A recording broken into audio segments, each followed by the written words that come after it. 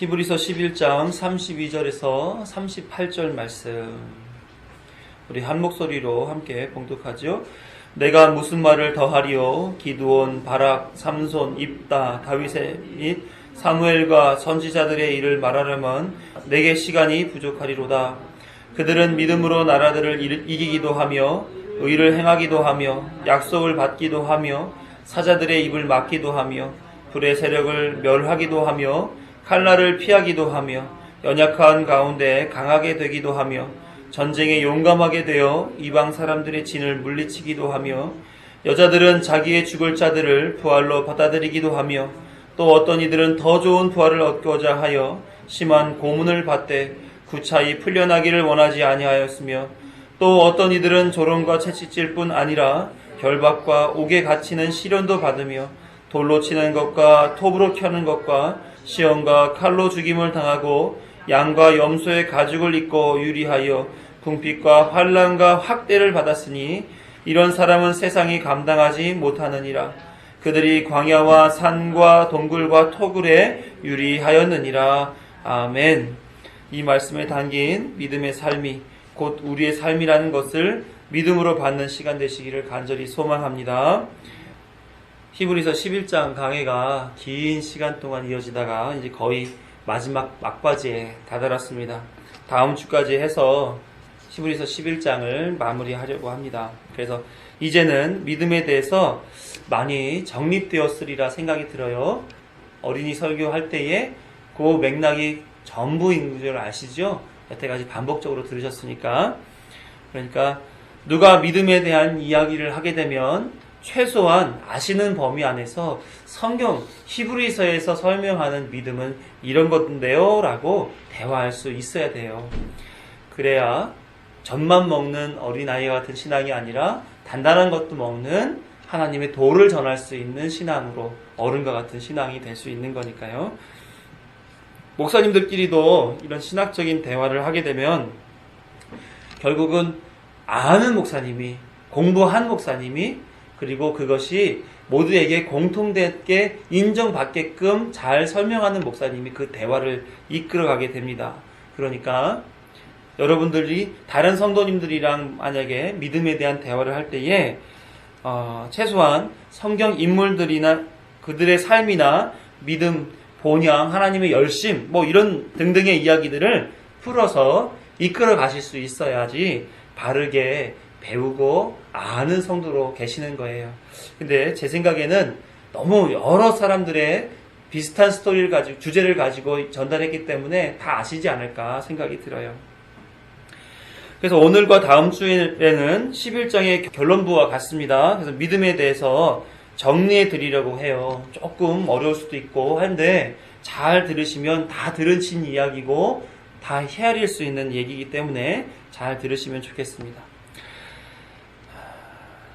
믿음의 선진들이 자기 인생을 살 때 믿음을 자기 거로 수단과 도구로 가지고 내 맘대로 믿음을 좌지우지해서 살았다고 성경에 기록되어 있습니까? 아니면 믿음이 자신을 붙잡고 가서 이끌림 받아 살았다고 기록되어 있습니까? 후자지요. 그렇죠? 그들은 믿음을 그 안에 두고 산 것이 아니라 하나님이 그 안에 자기와 상관없이 그 안에 믿음을 가입시켜 주셔서 그 믿음으로 인하여 이끌림 받고 살았다는 것이 성경의 그들에 대한 소개입니다. 그럼 믿음이 이끄는 삶의 결국은 뭐라고 기록되어 있어요? 어디로 가고 있는 거예요? 11장에서는 뭐라고 설명했습니까? 본향이라고 설명했지요. 그죠? 그런데 이 믿음이 이끄는 삶에 대해서 사도 베드로도 기록한 바가 있습니다. 같은 얘기인데 이렇게 기록했어요. 베드로후서 1장 9절에 함께 읽습니다. 믿음의 결국 곧 영혼의 구원을 받음이라. 믿음의 결국은 영혼 구원 받는 것이다. 이게 믿음으로 살아가는 성도의 삶의 결국이란 뜻이죠. 그런데 많은 목사님들이 믿음을 어떤 능력이다 이렇게 소개하는 경우들이 많이 있어요. 할 수 있거든이 무슨 말이냐? 믿는 자에게는 능치 못함이 없느니라. 요 말만 따고 그것을 자기가 하고 싶은 말이나 하고 싶은 일에다가 덧붙여서 사람들에게 세뇌시키듯이 말을 하니까 믿음은 마치 자신들이 원하는 무엇인가를 행할 때 그것을 수단과 도구로 사용하는 무슨 능력과 같이 설명되고 인식되는 경우들이 많이 있습니다. 성경은 믿음이 세상에서 성공하고 건강하고 부자되게 해주는 능력으로 소개하고 있지 않다는 것에 큰 문제점이 있다는 거죠. 그들에게는 큰 문제점이 있다는 거예요. 믿음은 뭐라 그럽니까? 영혼의 구원을 받게 해주는 하나님의 선물이다, 이렇게 얘기했어요. 그래서 믿음은 사람에게 무슨 탁월한 능력을 갖게 만들어준다거나 아니면 성공으로 인도하게끔 하는 어떤 방향키 같은 역할이 된다거나 아니면 삶의 질을 윤택하게 만들어주는 수단이 아니라는 거예요. 그럼 믿음이 성도에게 가입되게 되면 어떤 일이 벌어진다 했습니까? 그런 삶이 벌어지는 것이 아니라 여러 믿음의 선진들을 통해서 우리가 보았듯이 자신의 무능함, 불의함, 무가치함 이런 것들이 드러나게 되어 있는 거예요. 왜? 진리가 내 안에 들어와 자신을 확인하는 그 과정 속에서 내가 하나님 앞에 이러한 존재였군요 하는 것이 드러나진단 말이에요. 폭로된단 말이에요. 그래서 무엇이 깨달아지느냐? 로마서 3장 9절에서 18절의 말씀, 이 내용이 깨달아지게 되는 거예요. 같이 읽어봅니다. 그러면 어떠하냐? 우리는 나으냐? 결코 아니라 유대인이나 헬라인이나 다 죄 아래 있다고 우리가 이미 선언하였느니라. 기록된 바 의인은 없나니 하나도 없으며 깨닫는 자도 없고 하나님을 찾는 자도 없고 다 치우쳐 함께 무익하게 되고 선을 행하는 자는 없나니 하나도 없도다. 그들의 목구멍은 열린 무덤이요 그 혀로는 속임을 일삼으며 그 입술에는 독사의 독이 있고 그 입에는 저주와 악독이 가득하고 그 발은 피 흘리는 데 빠른지라. 파멸과 고생이 그 길에 있어 평강의 길을 알지 못하였고 그들의 눈앞에 하나님을 두려워함이 없느니라 함과 같으니라. 이것이 사도 바울이 말하는 모든 사람에 대한 사람의 정의란 말이에요. 성경을 보면 볼수록 믿음이 들어오면 들어올수록 그렇군요, 저는 이와 같은 사람이었군요가 경험된단 말이에요. 믿음으로 자신의 실체를 확인하고 폭로당하는 그런 일들이 경험된단 말입니다.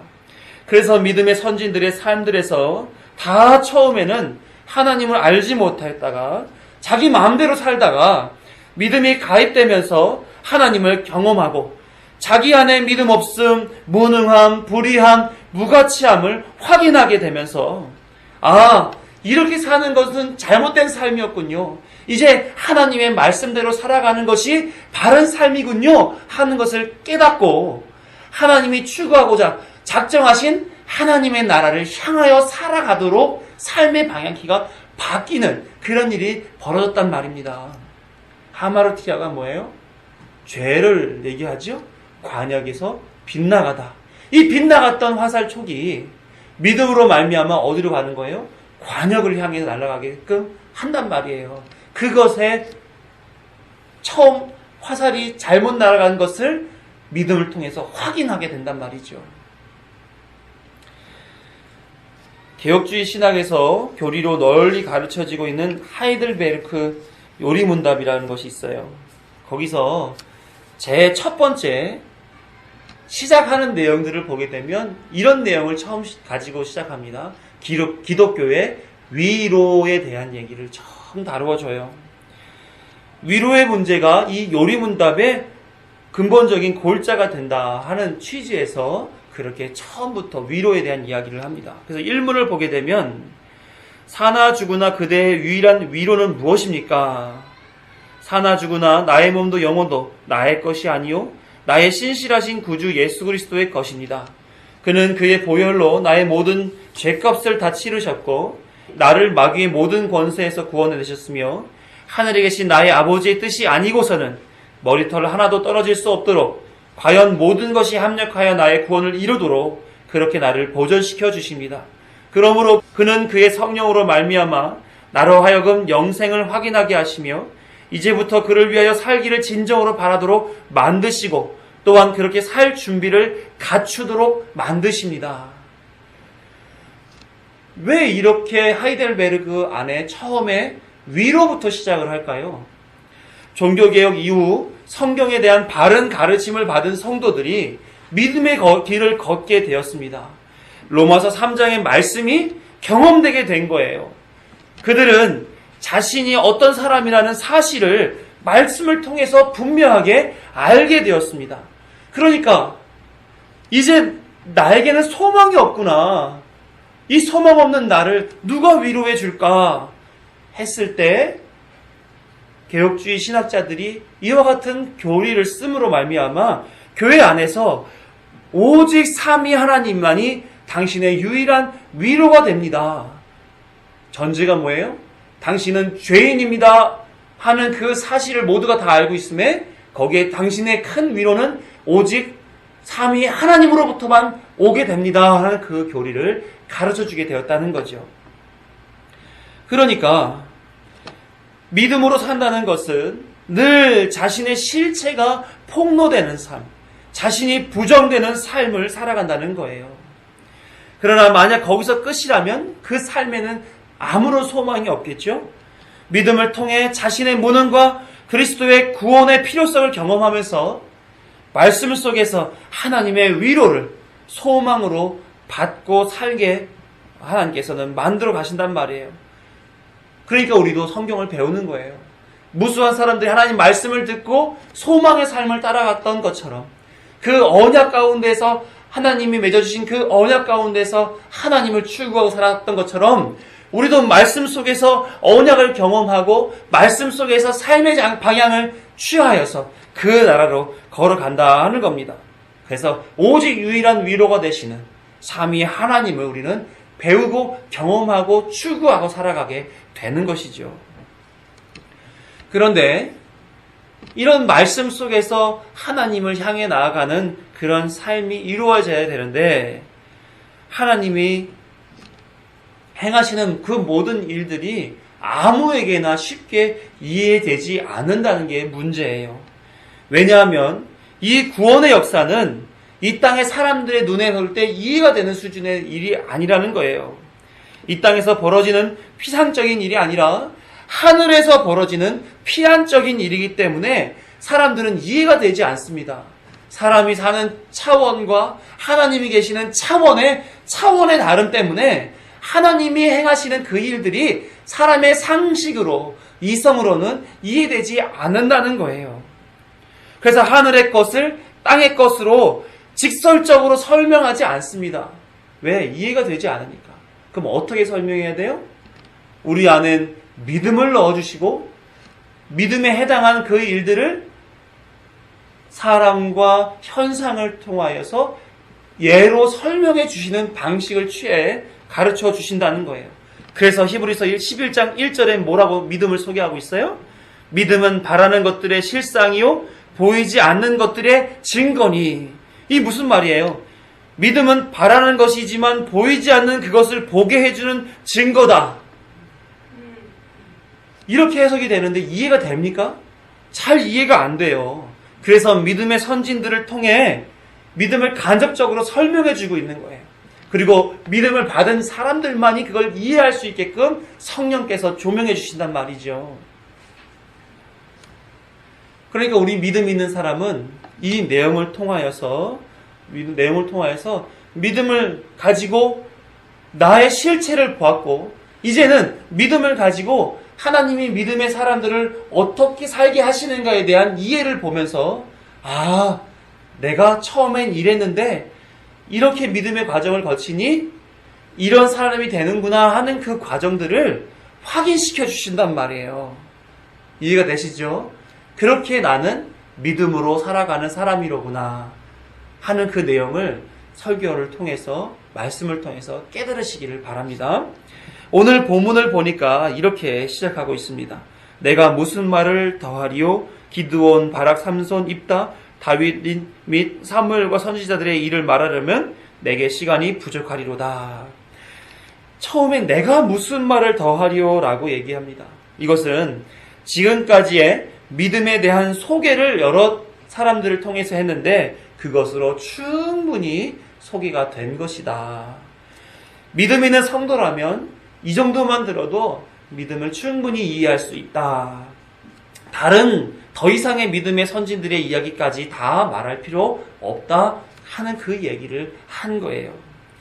요한복음에도 이와 같은 원리를 가진 내용들이 있습니다. 요한복음 20장 30, 31절을 보게 되면 요한복음에는 7가지의 표적 설교들이 있습니다.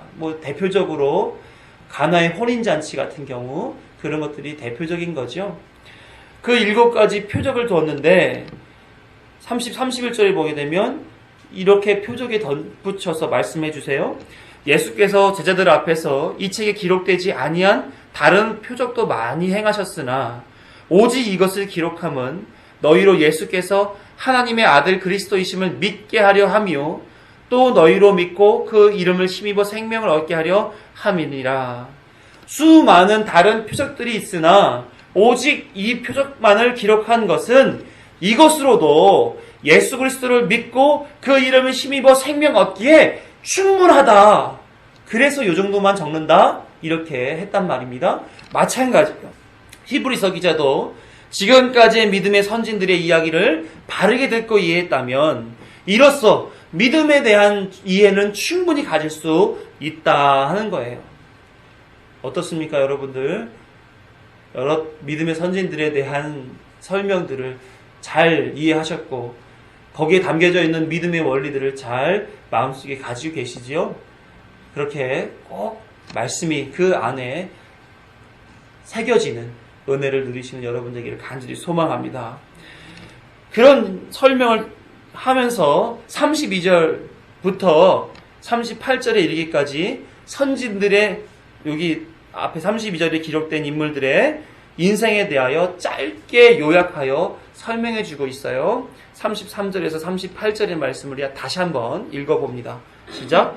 그들은 믿음으로 나라들을 이기기도 하며 의를 행하기도 하며 약속을 받기도 하며 사자들의 입을 막기도 하며 불의 세력을 멸하기도 하며 칼날을 피하기도 하며 연약한 가운데서 강하게 되기도 하며 전쟁에 용감하게 되어 이방 사람들의 진을 물리치기도 하며 여자들은 자기의 죽은 자들을 부활로 받아들이기도 하며 또 어떤 이들은 더 좋은 부활을 얻고자 하여 심한 고문을 받되 구차히 풀려나기를 원하지 아니하였으며 또 어떤 이들은 조롱과 채찍질 뿐 아니라 결박과 옥에 갇히는 시련도 받았으며 돌로 치는 것과 톱으로 켜는 것과 시험과 칼로 죽임을 당하고 양과 염소의 가죽을 입고 유리하여 궁핍과 환난과 확대를 받았으니 이런 사람은 세상에 감당하지 못하느니라. 그들이 광야와 산과 동굴과 토굴에 유리하였느니라.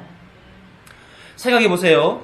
이들이 이 인생을 내가 믿음 가지고 이렇게 살아야지 해서 살았던 인생들입니까? 아니면 믿음 때문에 하나님이 인도하셔서 그렇게 사라진 내용들입니까? 믿음 때문에 사라진 내용들이죠. 하나하나 소개를 다 해야 되는데 다 하려면 시간이 너무나 많이 가니까 하나만 이해하시면 돼요. 믿음 때문에 이끌림 받았다. 누가 이끌었을까? 하나님이 이끌었다. 하나님은 이 세상을 당신의 작정 속에서 언약을 기준으로 이끌어가고 계세요. 그것을 어려운 말로 섭리라고 얘기합니다. 그 섭리 속에서도 사람을 두고 작정하셔서 이끌어가는 모든 일들을 예정이라고 표현해요. 어려운 말이지만 이 용어를 기억하시면 나중에라도 설교를 들을 때마다 성경 공부할 때마다 아주 쉽게 이해가 되고 유익합니다. 그것을 통해 하나님이 하나님 되심을 나타내고 계신 거예요. 작정을 완성하시는 그 속에서 다른 말로 하면 영광을 드러낸다 하는 표현입니다. 성도는 하나님이 영광을 드러내시는 중심에 서 있는 거예요. 그 일이 전쟁이라도 공인을 세우는 일이라도 막연한 언약을 바라보고 살아가야 하는 일 속에서도 또 부활과 더 좋은 부활을 향해 살아가는 그 일 속에서도 또 고통과 시련과 고난과 사망 앞에라 할지라도 하나님이 성도를 통해 그 일을 하도록 작정하셨고 완성하시는 그 일로 영광을 드러내는 일로 삼으셨다면 반드시 그 일은 이루어질 것이고 그 속에서 그렇게 믿음을 받고 살아가는 모든 사람들은 예정된 대로 그 일이 이루어질 거다라고 하는 거예요. 그러니까 하나님의 완성될 그 작정 속에서 사람들은 믿음을 가지고 그 영광을 바라보고 믿음을 통해 그 삶을 순종으로 살아가서 하나님의 영광을 드러내는 사람으로서 살게 된다는 거예요. 그게 성도의 바른 삶이라는 것입니다. 그래서 성도의 삶은 하나님의 작정에 도움을 드리는 삶이 아니에요. 어떤 분들은 그런 말씀하지요. 내가 없었으면 하나님이 손해보시지, 이런 얘기 하는 사람이 있어요.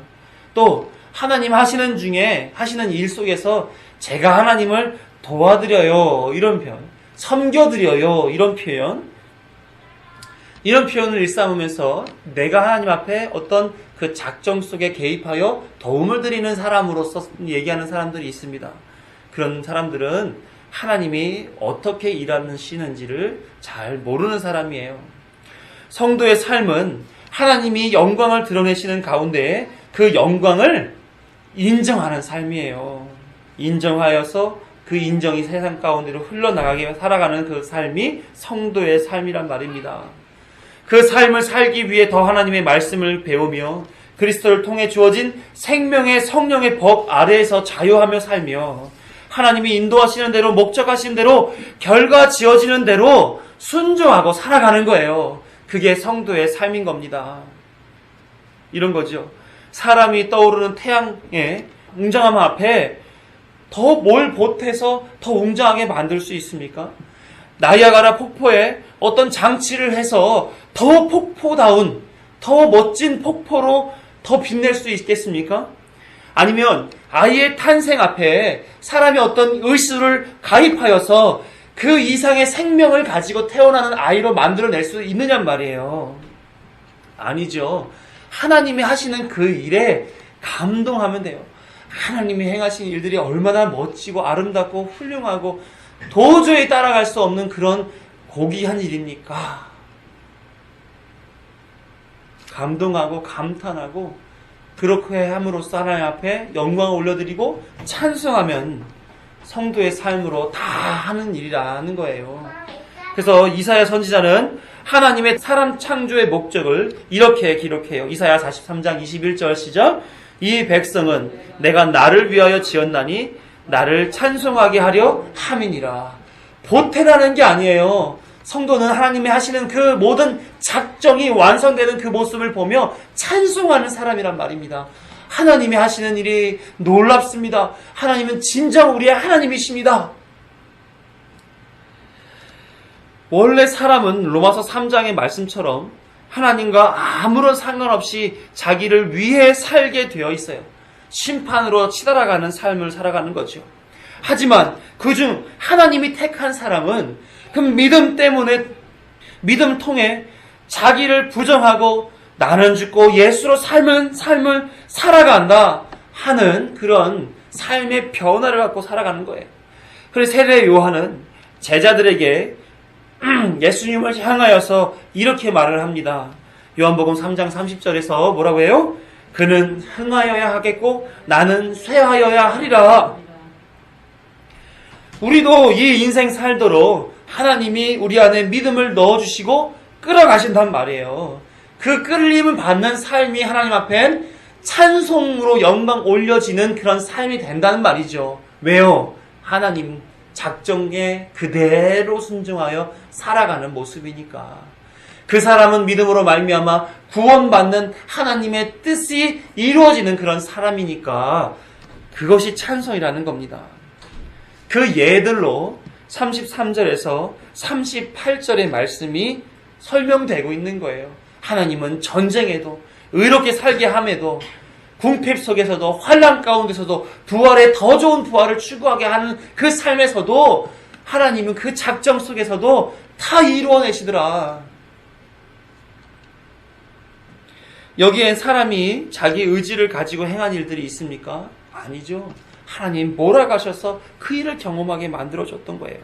모두가 하나님께 속한 일들이었습니다. 전쟁도 하나님께 속한 것이고 공의는 하나님만의 가지고 계신 그 특성이죠. 언약도, 풀무불 속에서 살아나는 일도, 부활도, 더 좋은 부활도, 더 나아가 고난의 삶을 살아가는 속에서도 다 하나님의 뜻 가운데서 이루어지는 일인 거예요. 하나님께 속한 일인 겁니다. 그러면 우리의 삶도 하나님께 속한 삶입니까? 아닙니까? 속한 삶이겠죠. 우리가 경험하는 모든 삶에 이루어지는 일들이 다 하나님께 속한 일들이요. 하나님이 그 속에서 우리를 믿음으로 이렇게 이끌고 가는 것을 우리는 경험하는 것이란 말입니다. 그 장이라는 거죠. 어떻게 경험시켜 주셨어요? 물 흐르듯이 경험시켜 주세요. 물은 스스로의 길을 만들어 가지 않습니다. 어떠한 길 속에서도 자연스럽게 흘러가고 있죠. 그래서 물은 자신에게 주어져 있는 순리에서 어긋나 움직이는 경우들이 없습니다. 물이 위로 흐르는 거 보신 적 있으십니까? 아니면 물이 거친 길, 험한 길은 피하고 좋은 길, 매끄러운 길, 잘 닦여진 수로로 골라 흐르는 모습 보신 적 있으세요? 물은요, 어떤 앞에 주어진 환경이 어떻다 할지라도 잘 적응하고 자연스럽게 그 길을 따라 흘러갑니다. 그래서 물이 힘이 있는 거예요. 연양 같듯 하나 능력이 있는 거죠. 작은 물방울도 바위에 구멍을 뚫고 어떤 환경에서도 길을 만들어 흘러가고 물의 속성이 그렇게 만들어 놓습니다. 성도는 이 물과 같은 거예요. 믿음이 있는 성도는 어떤 상황에 놓인다 해도 성도의 속성 그대로 자연스럽게 그 상황과 환경에 적응하여서 신앙을 지키고 믿음의 삶을 살아간다 하는 겁니다. 약한 성도이지만 그를 이끌어가는 강한 하나님의 능력이 그를 어떠한 환경 속에서도 믿음을 가지고 살아가도록 이끌어 가신단 말이에요. 건강 앞에서도, 물질 앞에서도, 진로 앞에서도, 다양한 어떤 삶의 환경 앞에서도 성도라는 자기 신분에 맞게 흘러가도록 이끌어 가신단 말이죠. 뭐가요? 하나님의 그 강하신 능력이, 하나님의 그 믿음이 말이죠. 믿음의 선진들은 하나님이 주신 약속을 따라 믿음으로 인해 그렇게 살았던 것입니다. 그들도 마찬가지로 전쟁은 쉽지 않았을 거예요. 공의를 세우는 일이 쉽지 않았을 것입니다. 아들의 죽음을 보고 다시 살리는 부활을 경험했지만 또 그 아들이 세월이 흘러 죽는 모습을 봐야 하는 그 인생이 즐거웠겠습니까? 다 고난인 거예요. 삶은 다 고난인 겁니다. 하나님의 맺어주신 언약 그 약속만을 바라보고 살아야지 그 고난을 보고 살았던 사람들 힘들죠. 어렵죠. 세상을 버틸 힘이 없는 사람들입니다.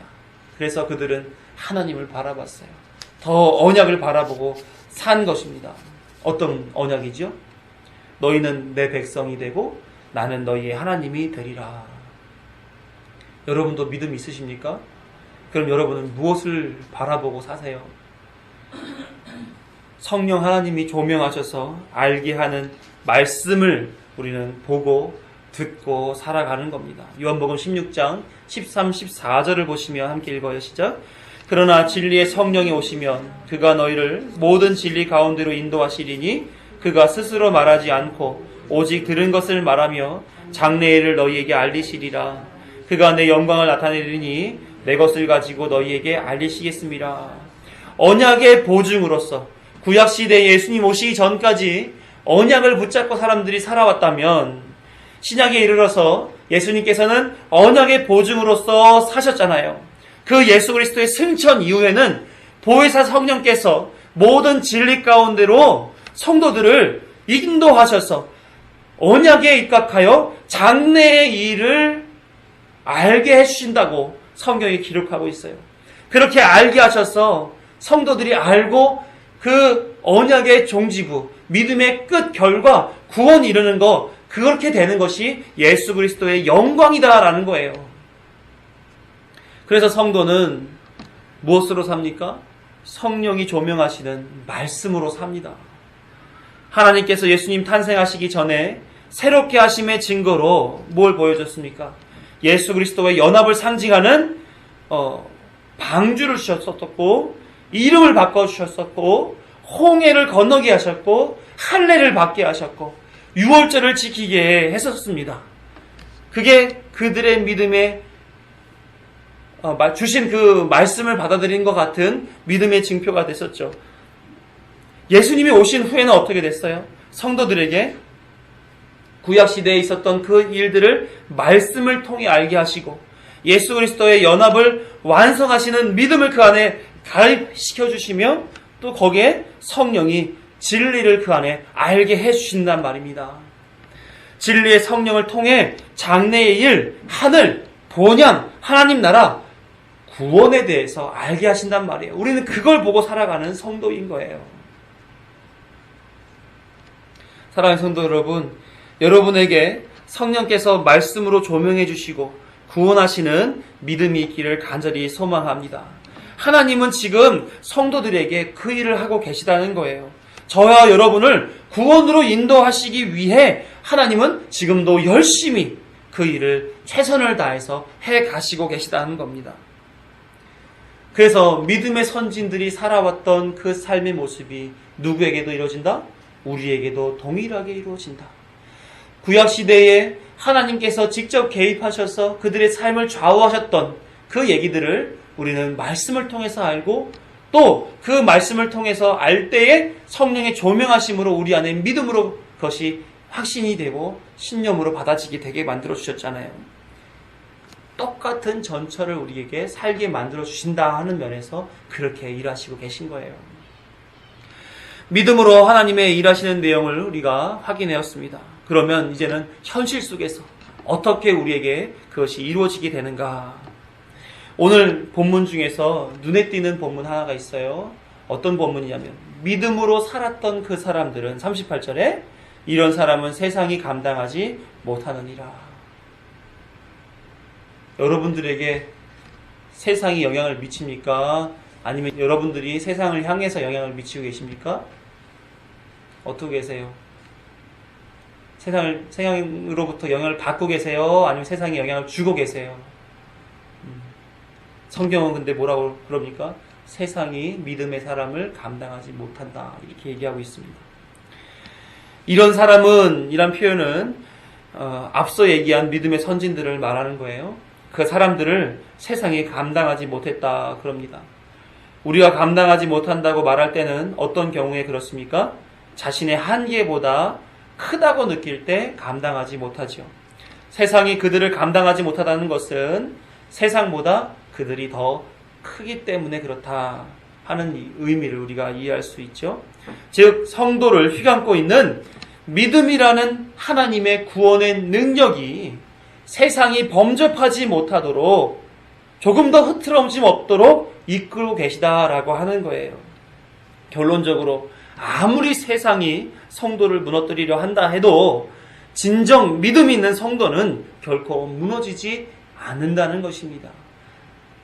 그럼 구원이라고 하는 그 결론에 이르기까지 세상이 계속해서 그들을 그냥 내버려 둘까요? 아니죠.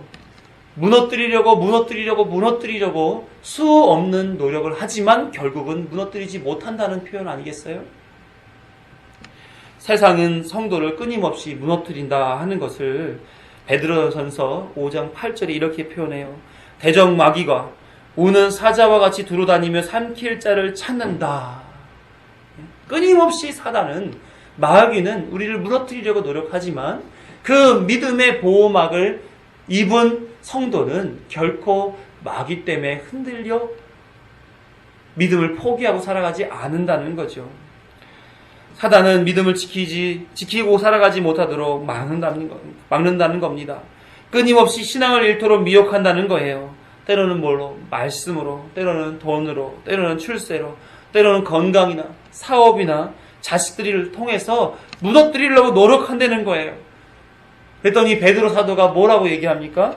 베드로전서 5장 9절에서 10절 같이 읽어요. 시작. 너희는 믿음을 굳건하게 하여 그를 대적하라. 이는 세상에 있는 너희 형제들도 동일한 고난을 당하는 줄을 알미라. 모든 은혜의 하나님 곧 그리스도 안에서 너희를 부르사 자기의 영원한 영광에 들어가게 하시니가 잠깐 고난을 당한 너희를 친히 온전하게 하시며 굳건하게 하시며 강하게 하시며 털을 견고하게 하시리라. 마귀가 믿음으로 사는 것을 막는 행위를 한 단어로 뭐라고 표현했어요? 고난이라고 표현했습니다. 사람이 살면서 고난이라고 그러면 뭘 얘기합니까? 보통 시집살이 하는 거, 남편 자식들 속썩이는 거, 건강이 악화된 거, 사고가 나는 거, 사업이 망하는 거, 이런 것들을 고난이라고 얘기하잖아요. 그런데 정말로 그게 고난인가요? 성경이 말하는 고난은 그게 고난이 아니라는 거예요. 그거는 누구나에게나 있을 수 있는 어려운 일이지 고난이 아니라는 겁니다. 지난 교회에서 어떤 집사가 빚을 내서 분당에 집을 샀는데 빚을 내서 집을 샀으니까 얼마나 노심초사 집값이 오르기를 바라겠습니까? 그런데 집값이 떨어진 거예요. 집값이 오를 희망은 없고 거액의 이자는 매달 물어야 되고 그러니까 기도하죠. 하나님, 그동안 내가 얼마나 신앙생활 잘 해왔는데 집값 좀 올려주세요. 왜 집값이 안 올려서 저에게 이런 고난을 주십니까? 이 말이 되는 얘기입니까? 하나님은 그 집사님이 집 산 거에 대해서 별로 관심이 없으세요. 집을 산 것은 돈 욕심에 미혹되어 산 거잖아요. 왜 집값이 떨어졌는데 하나님 앞에 그것을 원망하고 하나님 앞에 돈 벌게 해달라고 그런 기도를 하냔 말입니다. 그 안에 뭐가 있는 거예요? 진정한 기독교의 신앙이 있는 것이 아니라 기복신앙이 있는 거죠. 하나님을 통해서 돈 좀 벌어보려고 하는 기복신앙. 이런 얘기들도 많아요. 일제강점기에 황제를 섬길래, 일본 황제를 섬길래, 일본 천황을 섬길래, 예수를 믿을래. 그래서 천황 섬긴다 그러면 살려주고 예수 믿는다 그러면 죽여버리는 그런 일들이 있었잖아요. 그렇죠? 그래서 신사 참배 문제 때문에 한국 기독교가 분열을 일으키기도 한 그런 일들이 있었지 않았습니까? 한국 전쟁 때에도 이런 일이 많았다 그러죠. 예수님 그림 앞에다 놓고 밟고 지나가면 살려주고 못 밟으면 죽이기는. 그랬더니 사람들이 많이들 신앙의 정절을 지키겠다고 많이 죽었잖아요. 내 목에 칼이 들어와도 나는 신앙을 버릴 수 없다. 그렇죠? 그 사람들이 순교자의 정신을 이어받아 하면서 그들을 추앙하고 높여드리고 있지 않습니까? 뭡니까? 다 자기의 욕심에 미혹되었다는 거예요. 그리고 자기 자존심을 지키기 위해 죽기까지 나는 이런 사람이야 라고 살았다는 거예요. 그들이 정말로 믿음 때문에 살았는가? 아니에요. 돈 벌길 원해서 기복신앙으로 하나님을 이용하는 것이고 자기의 신앙 정절에 이런 위대함이 있다라고 하는 것을 사람들에게 보여주기 위하여 그리고 죽는 거예요. 목숨을 바쳐서 자기 신앙 정절을 과시하고 사는 거예요. 이것이 성경에 그대로 예가 있어요. 제자들이 그렇게 살았지 않았습니까? 야고보, 요한의 어머니가 예수님 앞에 옵니다. 그리고 예수님한테 말씀하죠. 예수님, 하늘나라에 가게 되면 우리 아들 중에 하나는 당신의 우편에 또 하나는 당신의 좌편에 앉게 해주세요. 무슨 말이에요? 지금 말로 하면 청탁한 거예요. 리베이트 한 거죠. 네? 그 어머니는 예수님 따라다니면 복 받는다고 기복신앙 아래서 그렇게 고백한 겁니다. 그랬더니 문제가 있죠? 제자들이 문제예요.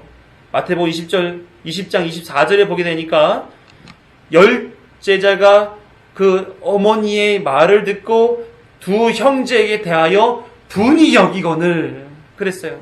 무슨 말입니까? 제자들 모두가 예수님을 통해서 한 자리 얻으려고 하는 기복신앙을 가졌던 사람들이었단 말입니다. 또 베드로가 의협심에 불타서 예수님이 내가 죽고 3일 만에 다시 살아나리라 이렇게 말씀하니까 뭐라고 그래요? 마태복음 16장 22절에서 베드로가 예수님을 붙들고 항변하여 이르되 주여 그리 마옵소서 이 일이 결코 주께 미치지 아니하리이다. 결코 죽게 미치지 아니하리이다. 뭐 한다는 얘기예요? 자기가 예수님에게 이루어질 그 일들을 미치지 않게끔 내가 지켜드리겠습니다. 영웅이고 싶은 거예요. 자기가 목숨 바쳐서 예수님을 지켜드릴 거니까 예수님이 죽고 3일만 다시 살아나는 그런 일 하지 마세요. 그냥 여기 살아 계셔서 말씀만 잘 전해주세요. 영웅 심리로 베드로는 그런 일들을 했단 말이에요. 결국 베드로는 어떤 삶을 살았습니까? 예수님을 3번 부인하고 원래의 땅, 자기 고향으로 돌아간 사람입니다.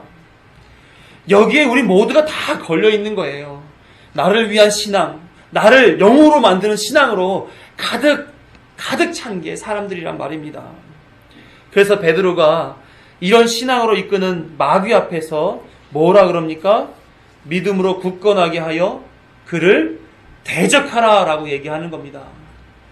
예수님을 통해서 3번 네가 나를 사랑하느냐, 네가 나를 사랑하느냐 물어보셨을 때 내가 주를 사랑하는지 주께서 아십니다 하는 그 고백 속에서 베드로는 변화를 받지요. 오순절 다락방 안에서 성령이 임하시는 그 경험을 하고 나서는 완전히 예수님이 돌아가시기 전의 삶보다 다른 삶을 살아내는 베드로의 모습.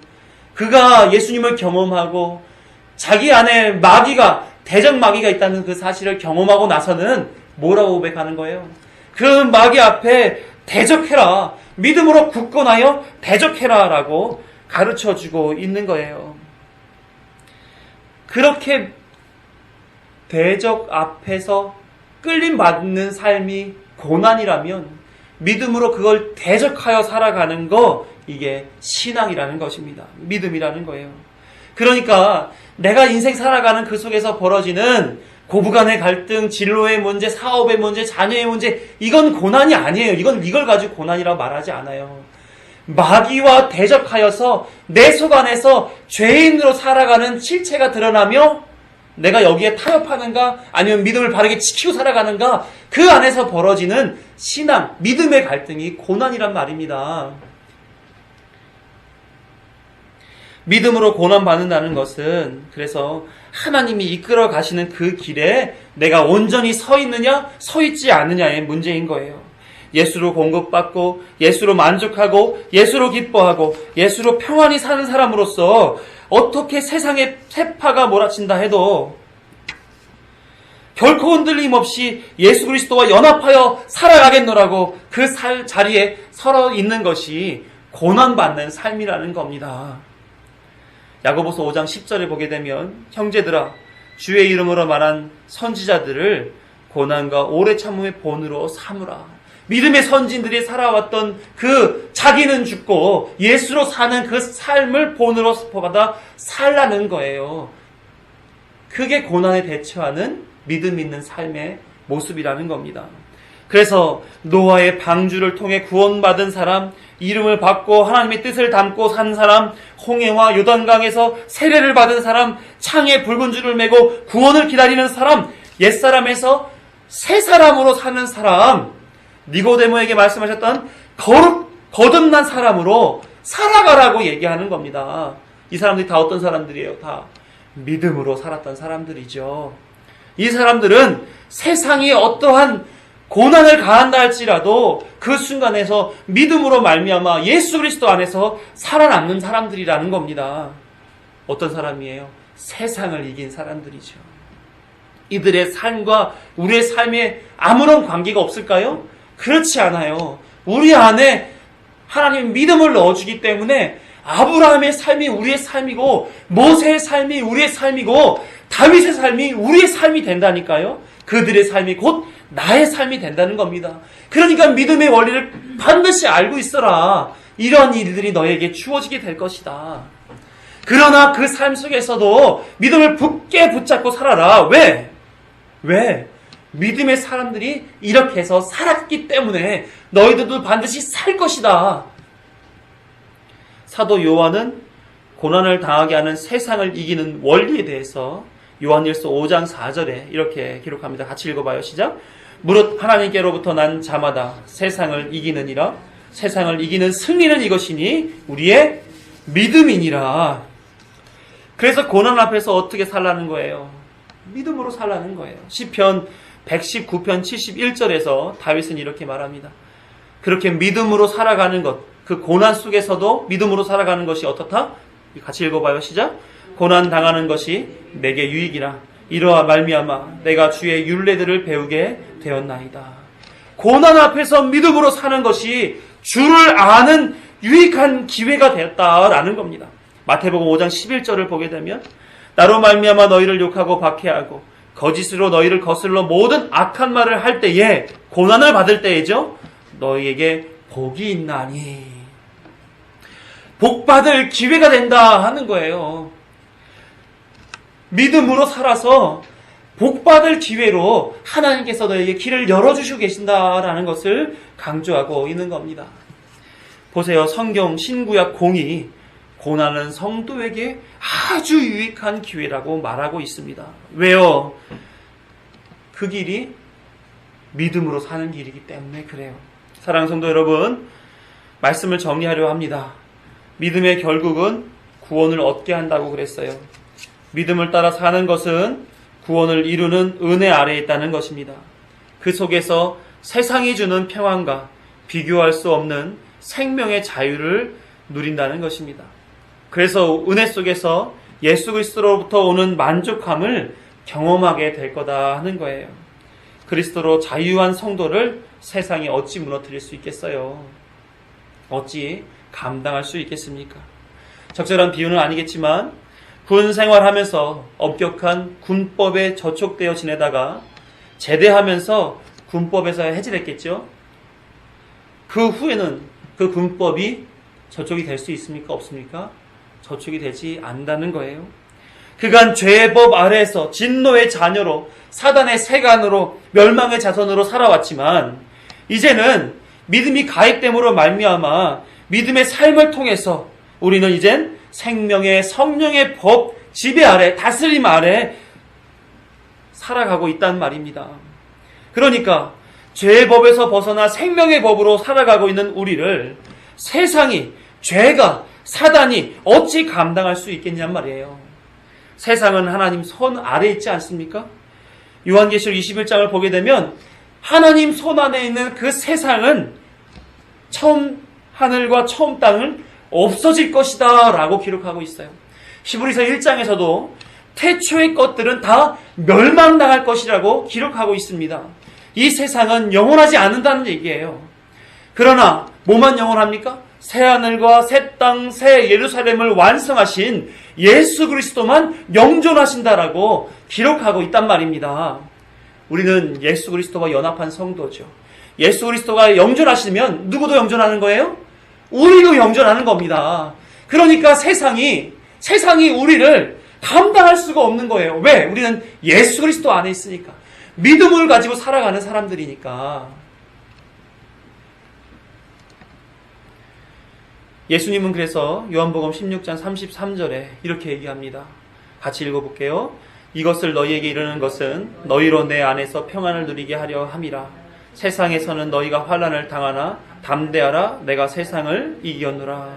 우리에게는 분명히 너희가 환난을 당하나 고난, 환난이 분명히 있다는 얘기예요. 그러나 예수님은 당신과 연합한 우리에게 담대하라고 말씀하십니다. 왜 그럴까요? 우리가 평안을 누릴 수 있도록 이미 예수님께서 세상을 이겨놨다라고 말씀하시잖아요. 이겨놨기 때문에 그런 거예요. 우리는 세상이 감당할 수 없는 그런 믿음의 사람입니다. 하나님께서 우리를 그렇게 해서 세상을 이기게끔 이미 작정해 놓으셨다니까요. 우리가 믿음 안에 거하여 그 믿음을 이끌어가는 그 삶을 그대로 순종으로 살아가게 되면 우리는 결국 이렇게 된단 말입니다. 어떻게 해요? 영혼의 구원을 받음이라 거기로 간단 말이죠. 어떤 사람을 세상에 감당 못합니까? 성경은 어떤 사람이 세상을 이기는 사람이라고 소개하고 있어요? 바로 믿음 있는 사람을 소개하고 있습니다. 믿음의 선진들은 이 믿음 때문에 죽었고 이 믿음 때문에 산 자가 되었습니다. 성도들에게 믿음으로 산 자 되었다는 것을 보여주기 위해서 그들은 열심히 살았고 성경에 기록되어진 것입니다. 하나님은 우리에게 그 본을 믿음의 선진들을 통해서 보여주었습니다. 예수 그리스도로 완성하셨고 성령을 통해서 알게 하시며 믿음 있는 자로 지금 이끌어가고 계신 거예요. 그러니까 자기를 부인하고 자기 십자가를 지고 나를 따르라고 하셨던 그 예수님의 가르침, 그 수순대로 우리를 지금 살게 해주고 계시다는 겁니다. 결국은 뭡니까? 우리도 살리시겠다는 거예요. 우리도 구원하시겠다는 거예요. 사랑하는 성도 여러분, 이렇게 우리의 영원한 생명을 살리시기 위해 수고하시는 하나님을 기억하시기를 간절히 소망합니다. 그리고 그 열심이, 하나님의 열심이 나에게 주어졌다는 그 사실 또한 주목하시기를 바랍니다. 그래서 매 순간 말씀을 볼 때마다 또 기도할 때마다 하나님과의 나의 관계를 묵상할 때마다 늘 생각하시기 바라요. 나는 하나님이 선택하셔서 구원하도록 작정받은 하나님의 백성이다. 하나님의 자녀다. 나의 모든 삶은 하나님이 주관하시고 결국은 하나님이 구원하신다. 이 사실을 늘 마음에 가지시고 확인하시며 구별되이 살아가시는 저와 여러분이 되기를 간절히 소망합니다. 기도하겠습니다.